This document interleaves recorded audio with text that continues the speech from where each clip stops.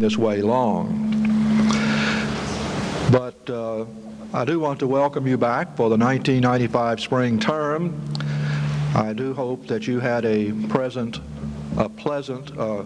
interlude between the semesters, and that you have returned for the spring term refreshed and ready to go.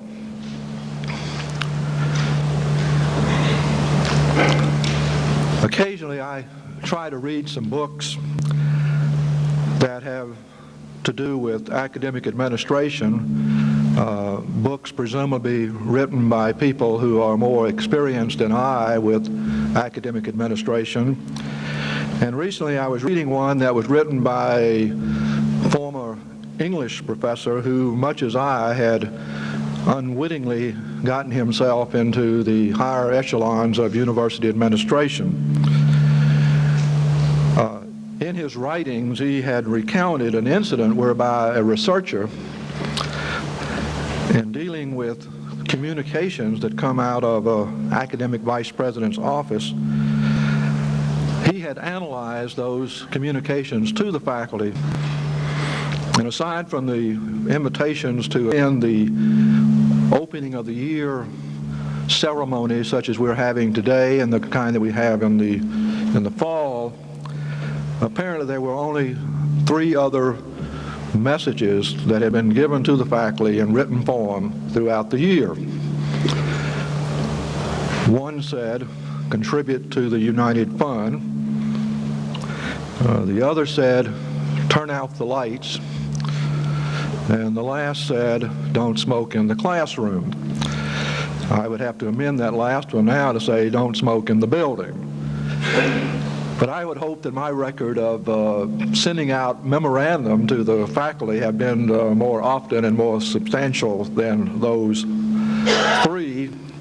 And I am pleased that you have indeed responded to this invitation to come to this opening of the semester meeting. I'm pleased that you have taken the time from your office this afternoon to come, and I do hope that your students will excuse you for this moment of time. Those who still have not scheduled their classes for the spring semester and may be searching for you, I do hope that they will be there when you get back, and I suspect that they will. Let me just take a few moments before introducing the President and make a few announcements and a few introductions. While we are having a faculty convocation today, it was not possible due to this point in the semester to include the staff at this particular convocational time. And of course this room will not hold us all as well. So the staff are going to be invited to a convocation, or have been convocation next Wednesday, which is the 18th, at 1 o'clock in this particular auditorium. So those of you that have staff that work for you and with you, I presume that you're aware of that and that you will make every effort to allow them to attend that convocation next Wednesday. Also next week on the 19th and the 20th, we have a consulting team from Noel Levitt's organization. In fact, we have Lee Noel and Randy Levitz, key principals of the organization, coming to our campus for a visit. Their purpose is going to be largely to examine our recruiting, admissions, retention processes, how we do that, analyze it, and give some feedback as to how we can do all of those things better. And many of you have perhaps already received invitations to certain sessions of that, and those of you that have received those invitations, I do hope that you will make every effort to be a part of that interview evaluation process. One standing committee in particular needs to be very much involved. The Committee on Academic Standards and Appeals will have a couple of meetings with the team, and we have a task force on advising that will have opportunities to meet with that team. Secondly, or thirdly, I should say, we also have another group coming to us on January the 19th for a Thursday afternoon visit, and this is the Council on Higher Education's Committee on Equal Opportunities. They're making their swing around the state to visit all of the university campuses, and they have scheduled to come in about 12:30 on the 19th, and we'll spend the afternoon, and a number of you will be involved with meeting with that committee as well. And lastly, on my announcement list, the chief librarian has wanted me to tell you that the new library automation system is being installed, and in fact the installation is proceeding quite nicely and on schedule, and should be fully operational within another couple of weeks, so you can look forward to that. We do have a couple of new faculty that we have employed for the second semester. I've not necessarily warned them of this, and I'm sure they're here because a couple of these are lecturers or fixed termers, but all of them are in the Department of Nursing and Allied Health Sciences. Carol Sincalia, I think may be the way it's pronounced, and it may not be, but it is joining us as an assistant professor in the BSN program, the Bachelor of Science in Nursing program. I think her position is a standing one position, though. We do have two instructors that are joining us, Susan Hamlin and Rosemary Tribble. Are any of those people here this afternoon? This Carol? Yeah. Thanks for joining us. We have a few faculty that have acquired new degrees. Shelby Shires has obtained an MS degree in nursing. Shelby, of course, is in the Department of Nursing and Allied Health Sciences. Nancy Peterson has finished her doctorate. She's in the Department of English Foreign Language and Philosophy. Exabo Hu, and I hope I got that pretty close. He's giving me about a C on that, I think. Has finished his doctorate at Duke University, and he's in the Department of Geography, Government, and History. Also in the same department is Timothy Pitts, who has finished his degree, I believe, at Ohio State University, perhaps. Is that right? No, close. Mike Ballard has finished his degree at the University of Tennessee. He's in the Department of HPER. And Ed Breschel has finished his doctorate, and he is in the Department of Sociology, Social Work, and Criminology. Didn't ask those people to stand, but let's congratulate them, whether they're here or not.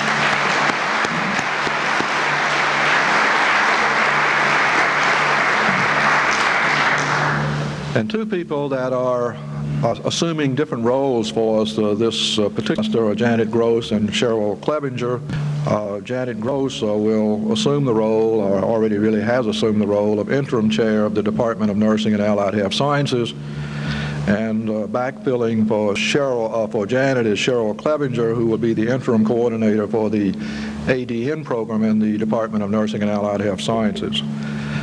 Always run the risk of leaving people out when you do things like that, and in all the years I have been here, I suspect that we have been fairly consistent in doing that, so I don't wish to break the record.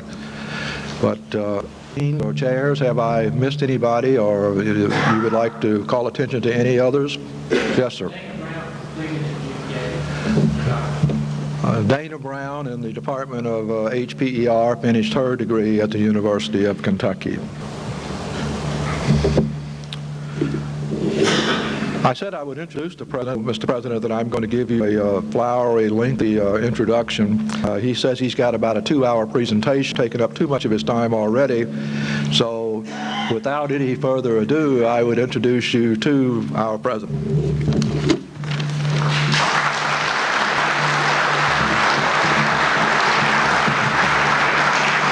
I can't tell you how nice it is to be back. I went to California to an NCAA meeting, and I decided that I would ask Bonnie to go with me, and we would have vacation time too. So we went out actually on the 3rd of January. It started raining the 3rd of January. Why anybody wants to live in California is beyond me. It has 4 seasons: drought, fire, earthquakes, and floods. And we hit the flood season. It literally took us, and I was sitting there calculating, we went to Universal Studios, to see all the sights that sightseers see. And when we went, it was a little light rain. By the time we got ready to leave at 3 o'clock in the afternoon, it was gusting up to 60 miles an hour, and the wind was coming in like I was used to in South Carolina when they had hurricane or a tropical storm. We said, well, let's get in our cars and get back early, and we're in a nice hotel, and they had a little place on the 11th floor where you could relax with hors d'oeuvres. How nice it would be just to relax, and we'll watch the ocean and watch things come in. 5.5 hours later, we got there. 30 miles. It's a new record. You can go exactly 1 mile every 15 minutes at times. And it was awful. But I thought that my days would increase in terms of having a good time when I got to the NCAA meeting. I'll talk about that later. You were handed out when you came in, I'm very persistent, a list of 2 things. One is relatively poorly written, but it's ours because it was handed to us, and that's our mission. I thought you might like to have a copy of that. I can't imagine why in this state we write mission statements like this, because I know we're much more than the words that they allowed us to put on a sheet of paper. Secondly, on the other side of that, and this is where I am persistent, are a set of I will statements which I would like to address a little later this morning, this afternoon. But I do want to draw your attention to the first line of those I will statements. And those I will statements are that I will learn as much as I can about the mission and the students that we serve. Now, I'm very serious about that, and I really do appreciate those of you who've done such a wonderful job here over the years. But there are many new people who have come here in the last 2 or 3 years, including myself. And I think at times we get a little out of step and maybe don't know as much of the region as we should. So for those of you who've been around here a long period of time, I apologize, but maybe it's good that we again realize who we do serve. And in order to help the rest of us, I've asked Dr. Ron Mitchelson, who's in our Department of Geography, to put together a small short program of about 15, 20 minutes to share with you some of the materials that he has collected and that we use many, many times in applying for grants or trying to get the interest of our administrators at the legislative branch with us. So Ron, if you would come up, and is you Lowe going to help you? Dr. Lowe going to help you? Okay, you're going to be on your own. I didn't think you could do this by yourself. So this is Dr. Ron Mitchelson. Before the lights get down, we're going to need the lights down a little bit. I wanted you to see this volume. This is hot off the press. It's called an 81800 number the other day. It's called Context and Change Trends, Innovations, and Forces Affecting Kentucky's Future. There's not a map in it. And I want you to remember that. There's not a single map in this document, which will probably serve as much of the planning basis for this state, Commonwealth, over the next few years, as you might well imagine. There isn't a single map in it. Remember that as we go through the material.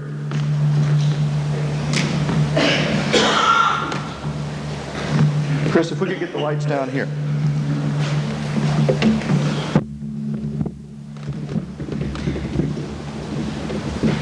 I need to see you and the screen. We're a regional university, and we have a well-defined 22-county service region. There are about 475,000 people who live in this service region. We're pretty well dedicated to educating the people of this region, there's no doubt about it. And I think that it is also useful for us to consider some of the other aspects of the region that might influence some of the other activities that we undertake, such as a general service to the region. 475,000 people.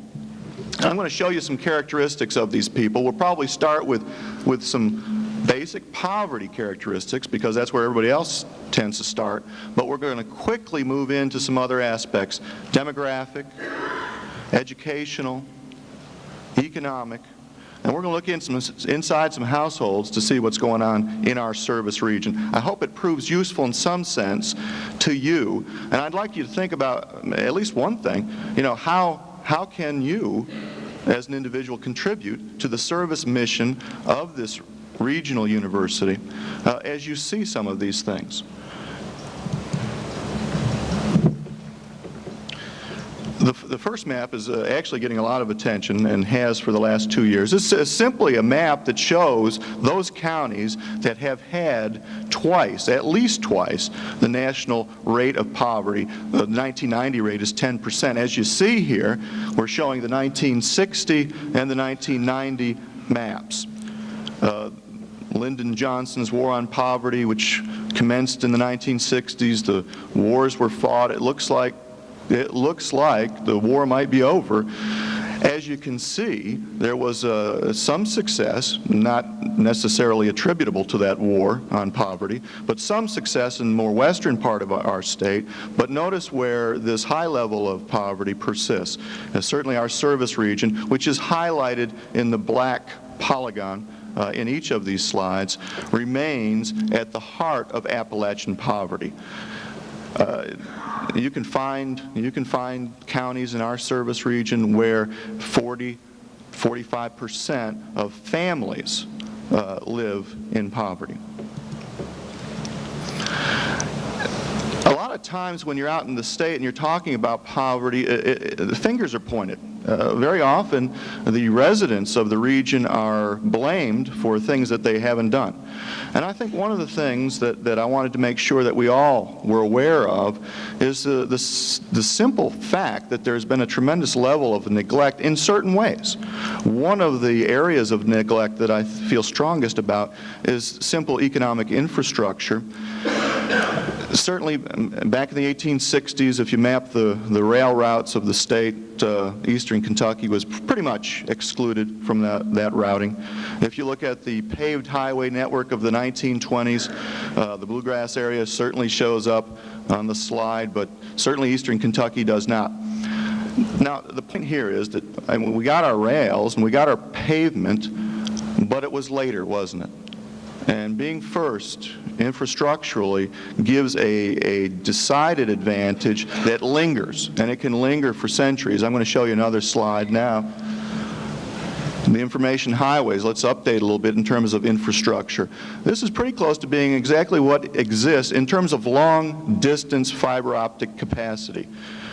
The red symbols up there indicate those places where you can get on this information highway.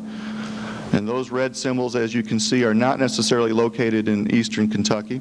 In fact, they're not. I was very interested to note during the break that Pikeville National Bank, headquartered, as you might suspect, in Pikeville, one of the largest buildings down there, very impressive. Pikeville National has decided to locate its back office activities in Lexington.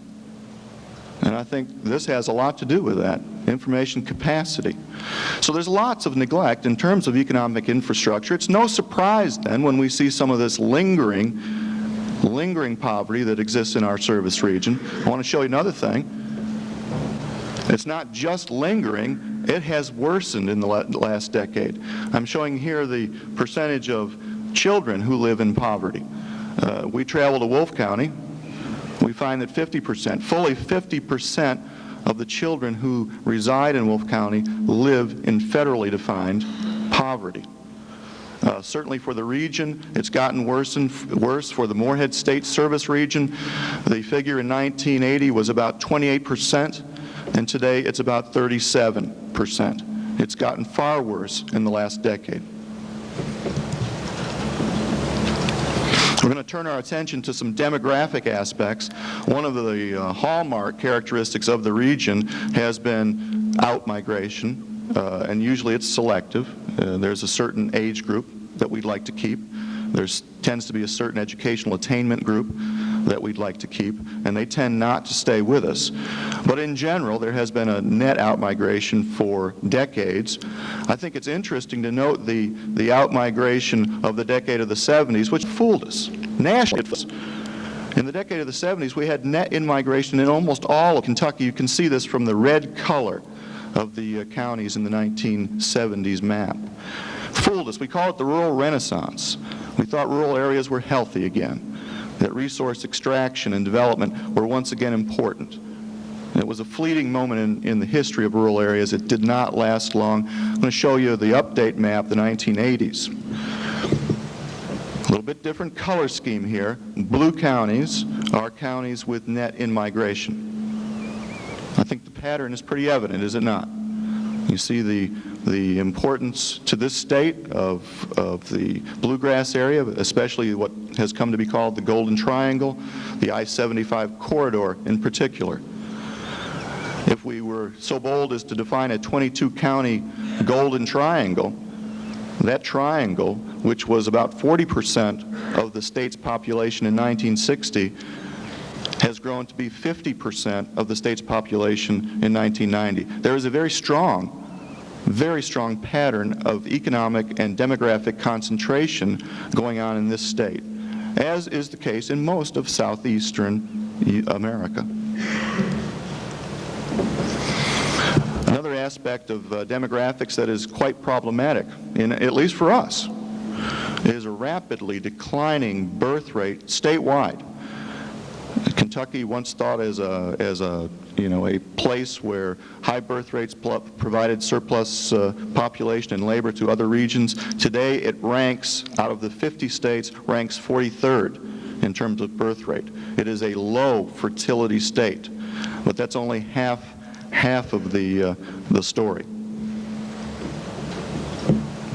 Fertility rates in East Kentucky have declined much more rapidly in general and on average than in the rest of the state. We've seen tremendous decrease in fertility rates in this region. Many reasons for it. I do a far poorer job of explaining these trends than I can of describing them for you. But we've seen this fertility decrease that affects all of us, and we'll see this in a minute. Another aspect of fertility that's quite problematic, there has been an increased concentration of the remaining births to teen mothers.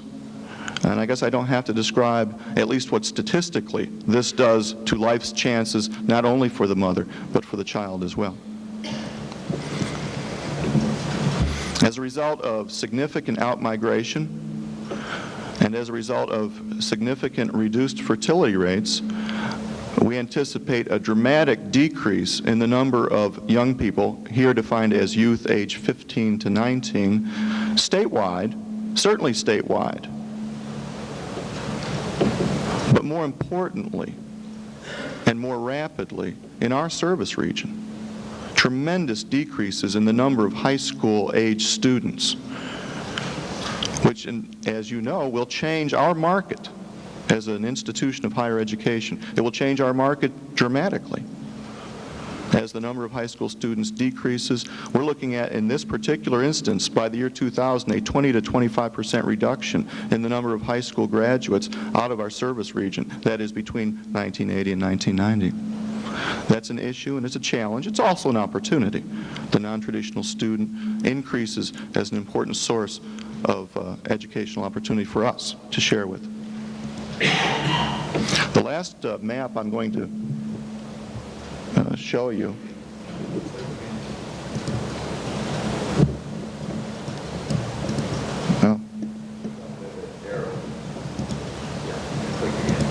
here we go. These two maps are maps of basically, first, the percent of population that is Hispanic in our nation, mapped at the county level. And second, the percent of population that is African American in our nation, mapped at the county level, the red being the highest percentage. and then the brown and the yellow. One of the things that we face as a challenge in this region is the lack of diversity. Some people celebrate the lack of diversity. I think it really is a challenge for us in the future, for us to effectively communicate not only to our students what it means to live in a multicultural environment and country is very difficult when there is none to share, or very little to share. And I think this institution then has a key role to play in illustrating what that meaning is.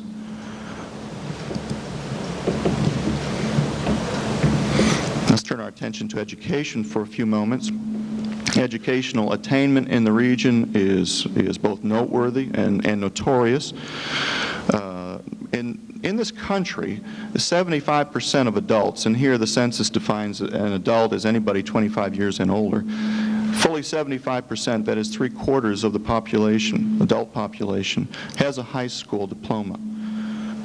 In Kentucky, that percentage decreases to about 2/3, about 67%. In Morehead State University's service region, that percentage falls below 50%. It's 49% for the service region. Educational attainment, that is, those adults with a high school education. Tremendous influence, as we'll see in a few slides, tremendous influence on some of the opportunities that we might take advantage of. The second thing I've noted here are average test scores on the high school exam that was given in 1992, sort of the baseline set of figures from which the state then assesses what's going on in our high schools statewide. And as you can see on those standardized exams statewide, our service region did not do well. In fact, if you average those test scores for each of the service regions of each of the regional universities, ours is in fact lowest. And significantly so. That's past, and what's present, we still have a significant problem of students giving up at the high school level. In much of Appalachia, when students give up, they've got somewhere to go. You know, maybe it's a poultry processing plant, maybe it's a textile plant. But in most cases, it's some form of lower wage economic opportunity that draws them out of their high school experience. That's not the case in our region. As you can see in the second map, the one in the lower left, dropouts tend not to be in the labor force. 80%, at least 80% of the dropouts are not in the labor force when it comes to Eastern Kentucky. They're dropping out in a big way, in a very large way. So educational attainment is remaining as a problem. When you put some of those ingredients that we've just talked about together, that is to say, the poverty statistics, the demographic problems of outmigration, low fertility, the problems of infrastructural neglect that we just saw, the problems of a labor force that is not adequately prepared for the jobs of the 1990s, let alone the next century. It's not surprising then to see that job creation, job formation in the state of Kentucky varies significantly. And as you might suspect, the Golden Triangle, the I-75 corridor, those kinds of places still show up as healthy and certainly wealthy. When we look at Eastern Kentucky and the Morehead State Service Region, job formation in the decade 82 to 92 has lagged behind tremendously. And in fact, in most instances, we have seen an absolute decline. The yellow color is an absolute decline in the number of jobs. There are about 3,300 counties in this country of ours. Only about 250 had absolute job loss. And I think that brings home just the kind of challenge that we face here. One of the plans that the state has is to attract manufacturing plants, usually with tax breaks, usually with the solicitation not only of tax breaks but low-wage labor. And it's worked for certain parts of the state. It has not worked clearly for Eastern Kentucky. And there are many reasons for this, some of those that we just talked about, those location factors of education and poverty and market.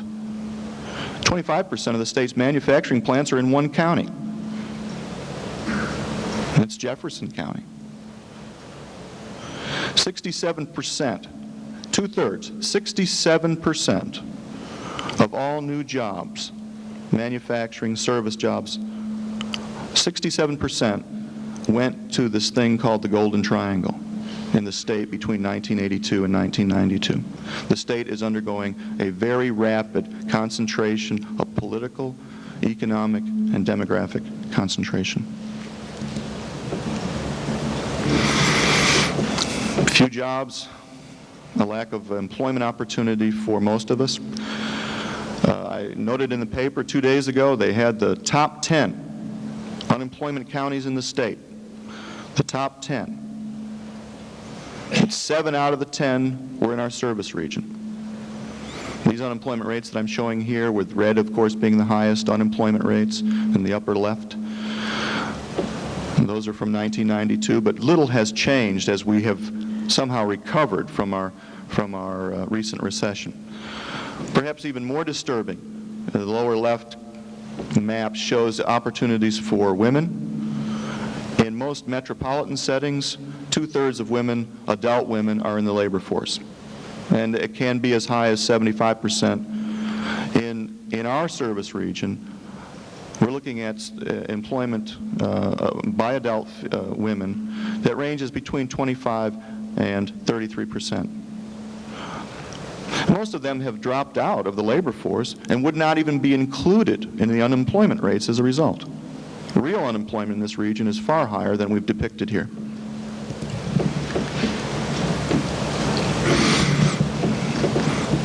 Population concentrates, jobs concentrate, migration, as we vote with our feet, reveals itself as one manifestation, and income change as well. 1982 to 1992 income change. Those yellow counties, if you correct for inflation, yellow counties that are portrayed here had an absolute decrease in income levels once controlled for inflation. I wanted to look at these households that we've been talking about a little more closely.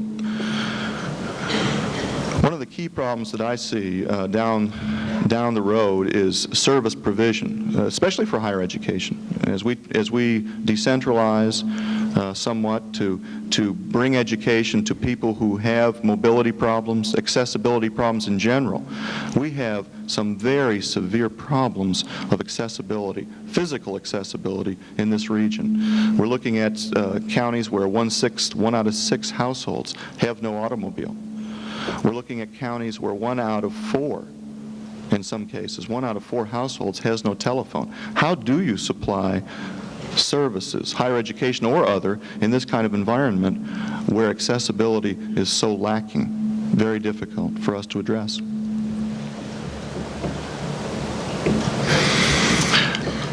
I decided I wanted to take a look at what people are reading statewide. If you look at Time Magazine or Newsweek or U.S. News and World Report, or if you look at newspaper circulation, Eastern Kentucky shows up yellow, lowest percentage of households subscribing.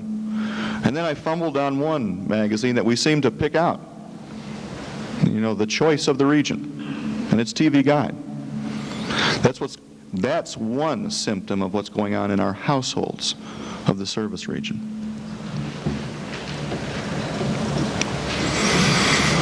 The houses that these households live in many cases suffer from inadequate kitchens or inadequate plumbing facilities. There's not just the problem for the household, there's also a problem for environmental quality, water quality, for example, when we have inadequate plumbing, high percentages. By the same token, and one that really, I'll say it, it ticks me off big time. Not that people live in, I guess, what are regarded as mobile homes or trailers, manufactured homes in general. That doesn't bother me. The fact that they're imported bothers me tremendously. This region really needs to think about what it does. Instead of importing housing, obviously job provision, higher quality housing could be provided at the local level. Import substitution is certainly something that needs to be studied by this region. going back to this, we've got 13% of this state's population. We've got 40% of the trailers. And I view it as an economic problem.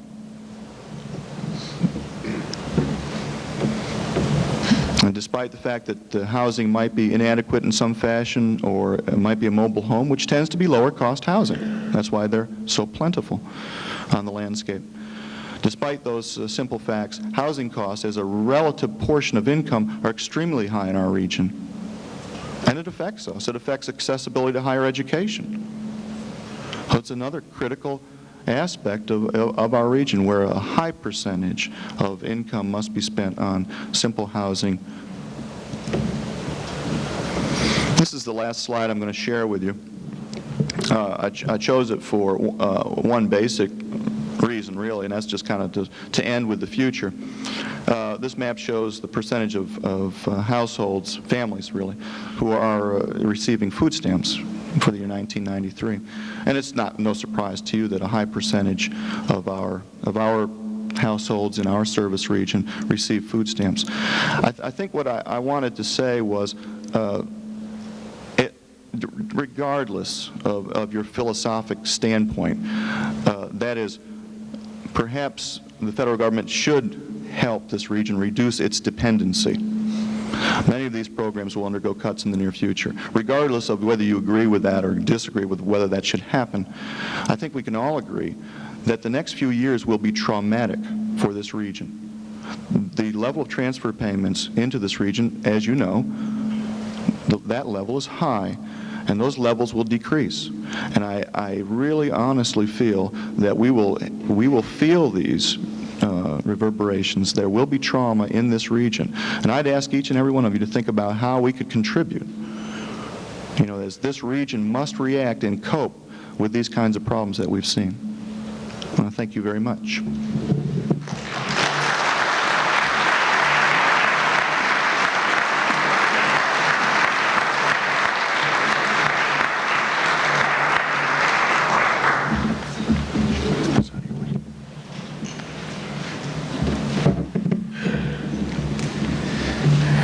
It really does show how insignificant football is, doesn't it?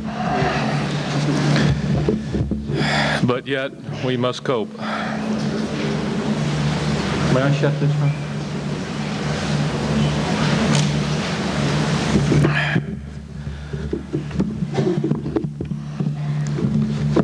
I've been privy to listen and hear and see and talk about these types of statistics for the last 2.5 years. It's been quite an education for me, and it just keeps reinforcing that I think we're here for a reason. If there ever was an institution that has a challenge and a purpose, it has to be this one. I've worked in many other institutions, and to be honest with you, my life got very routine. Here it cannot get routine because there's so much to do. Because no sooner do you solve one issue and then others pop up. But knowing where our students come from is very, very important. I think all of you should be touched at some of the sacrifices that students make who come to your classes. And sometimes a flippant remark in a classroom about second-class living, just think of all of our young people who've never really lived in a house. They've always lived in a mobile home. How many of them never have had a telephone in their home? I think it makes us all aware of what we do and say is so important when we're in front of these young people in their jobs.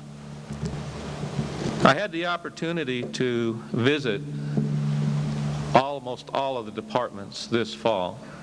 It was an exciting experience for me because I had the opportunity to think about what was said 1.5 years ago when I visited and now when I visited. And it was very, very encouraging. I can honestly say that every department that I visited is better than it was 1.5 years ago.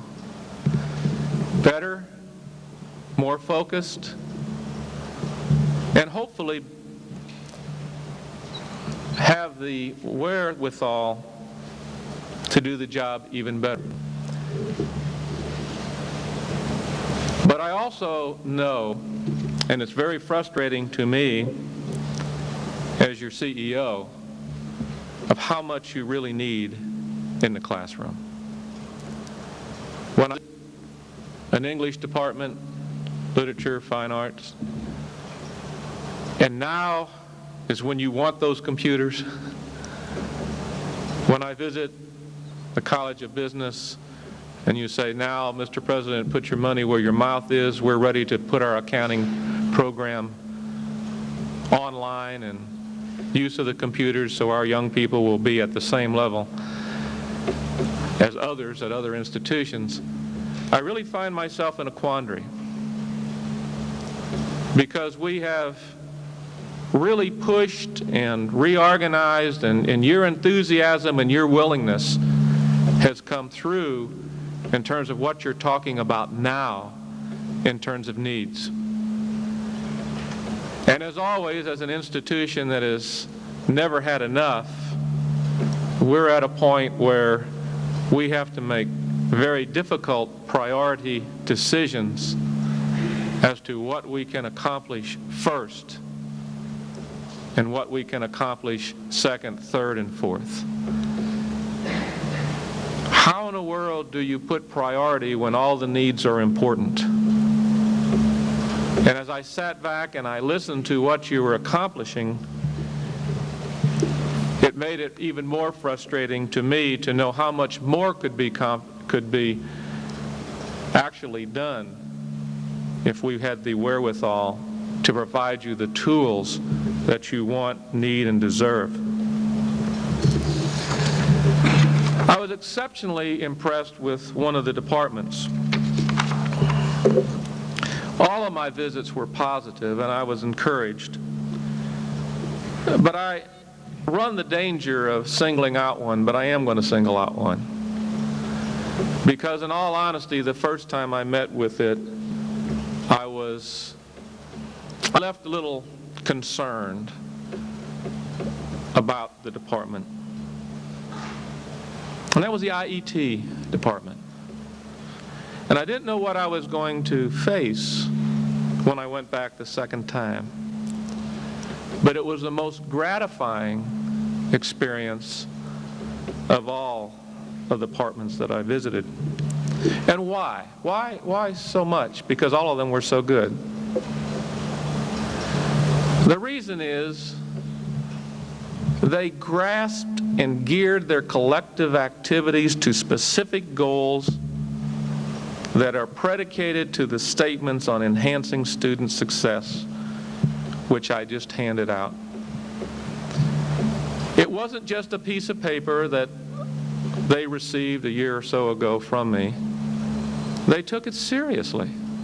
And I could tell by their activities and the full involvement of their entire faculty that they had discussed and possibly cussed and possibly really got into serious discussions on how do we as a department enhance the potential of success of those students who have chosen to come to us. When they made their presentation to me, and they asked me if they could make a presentation, and I said, well, that's kind of unusual, but I'm going to come because I want to hear what you have to say, because normally it's pretty freewheeling in those settings.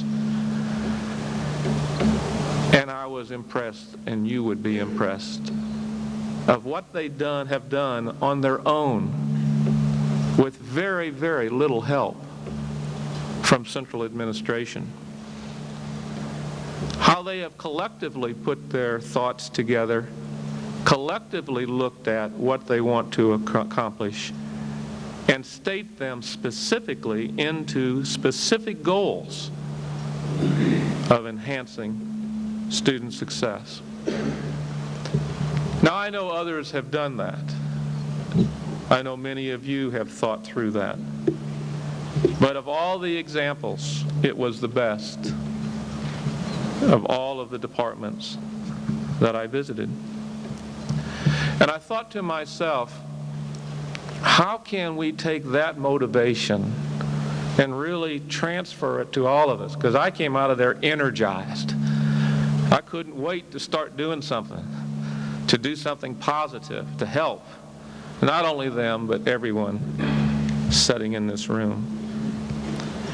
Because in the final analysis, I realize that we are probably the largest exporter of resources from this region than any other institution.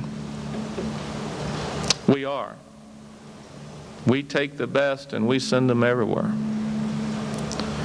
But I think we should have an overall goal of this institution to enhance their success, and as an institution, do what we can to start turning this around. Because with a 25% predicted drop of 15 to 19-year-olds over the next several years, we literally are exporting our future. So whatever we can do to enhance their success, there has to be other goals and objectives in front of us to help this region. That is why I was adamant about starting a Center for Economic and Community Development. That is why on a shoestring they have asked many of you and your students to be involved with them. That is why we have identified many of our scholars that we have brought here, or at least our better prepared students here, and have tried to educate them about Eastern Kentucky, hopefully matching them with our alumni so they can go back and be those who have jobs, because bright people create wealth eventually. Everywhere I go and to every audience I speak, I try to use our set of circumstances. I don't care whether it's their conscience or they're influential and they want to do something good or feel good about themselves, to use our set of circumstances to enhance the mission and the role of this institution. There's no doubt in my mind that that future expansion of the science building was directly related to our mission, because we are separated from the rest of the institutions in this state. And they don't want me to talk about that, to be honest with you. Other presidents don't want me to get the microphone. They want to talk about their needs, but their needs are not related to what the challenges that face us. Now, if I had my way, the money would be here and we could do everything that you want in terms of enhancing student success by providing you with the materials and the computers and the travel and the money for your salaries and everything else that should be here. But I can't. So I am going to ask you, prevail upon you, to move into an exercise that I think is important. And I'm going to do it first through our planning committee and through the faculty senate and through the staff congress, and talk with them about truly measuring how we use our precious resources in relationship to the types of statements that I've placed in front of you today. Enhancing student success, and that's just one. There could be others. Creating cultural diversity, and there could be others added to the list. I know that. But what you should be concerned with the most, I believe, is enhancing student success. And what I'm really searching for here from those groups, as I call them together and talk with them, is to actually dedicate ourselves in everything that we request through this administration, through me, through John, through whomever, is it should be related very tightly to what we are about. And that's so easy to do if you look at that list. If you look at that list, there isn't anything that would not relate to what you do on a daily basis. And so if you need $1,000 to go to XYZ, it should be $1,000 that relates to something to be accomplished, because the better you get, the better the students are served. And so you can see it coming down in this semester. I would hope as we move into next year that all requests, travel, sabbaticals, research funds, matching dollars, that there are related to goals and objectives of this institution.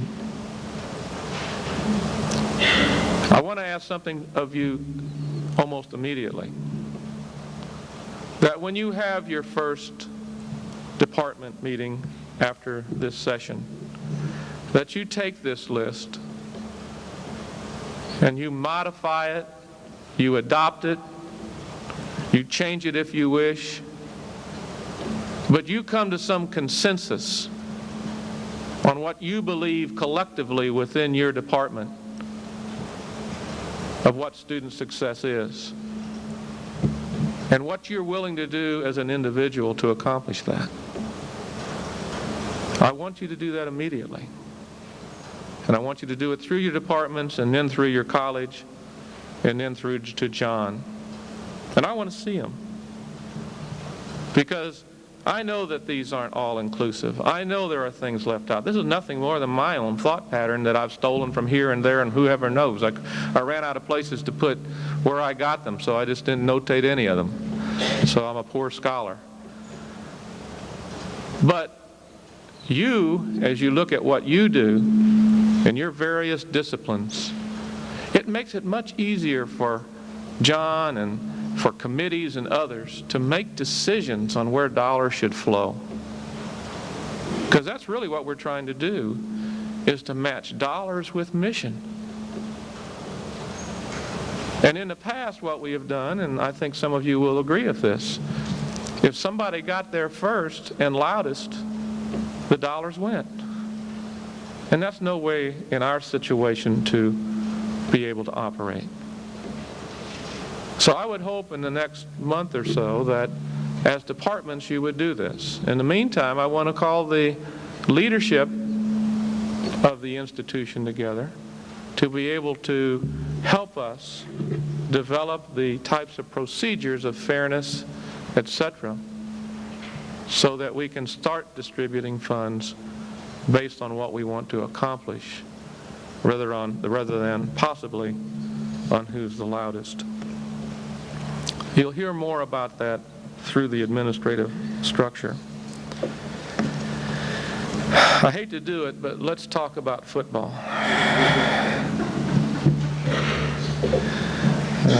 This has not been a highlight of my life, I'm going to tell you. Maybe it would have been easier for me, as Roy Kidd said, to suit up and go out and take a few hits.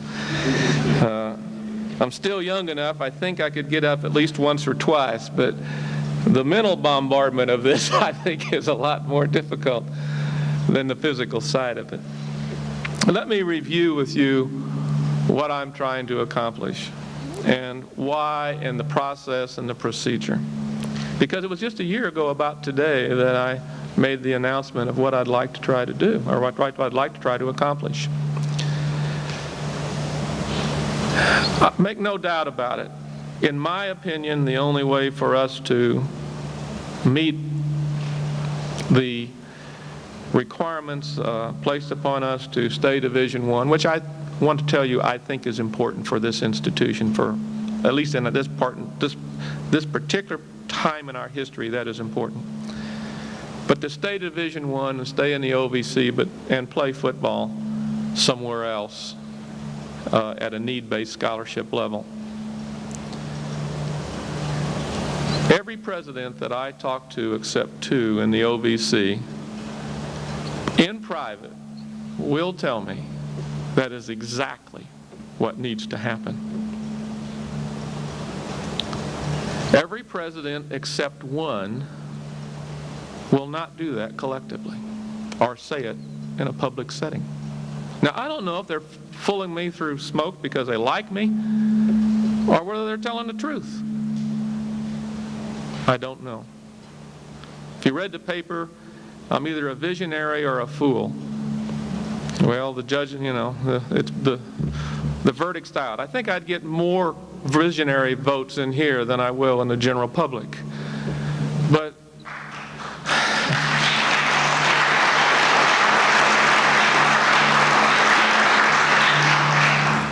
for all the other things that we need, I have to also be a pragmatic person and realize that I must deal with another public. I asked permission from the Board of Regents to negotiate with the OVC to move our football program to zero-based full need scholarships. I have finally determined that that's just not possible within a league or a conference. There are so many external pressures placed upon these presidents that they won't look me in the eye when I challenge them about what I think they should do in terms of what they are willing to do. They all say, why don't you wait 5 years? Yeah. Well, I think we've waited 5 years and we've waited 5 years, etc. But I do have to allow this institution the opportunity to explore all potential solutions to a very, very complex issue. A very minor point, but a very complex issue. So, what I have decided to do is that I'm going to, and you'll be getting notice of this, those of you who are involved, we need to know the full ramifications from the worst to anything in between of scenarios. The worst scenario for us is to be kicked out of the OVC. And we need to know what that means. We need to know what that means. Some of you might quickly say, so what? Well, being in the OVC brings about $300,000 a year to us. Well, many of you don't know that because of the NCAA money which funnels through the conference. What impact does being Division I or not being Division I have on our image and on our recruiting and on our alumni giving and on so many other issues that I don't have the answers to? So I'm going to ask, and I know that we've gone through this, but this will be very, very pointed. I want to know what our alumni, what our faculty, what our students, what our board, what our foundation, I want to know what they think and what they are really willing to do. So I'm going to ask the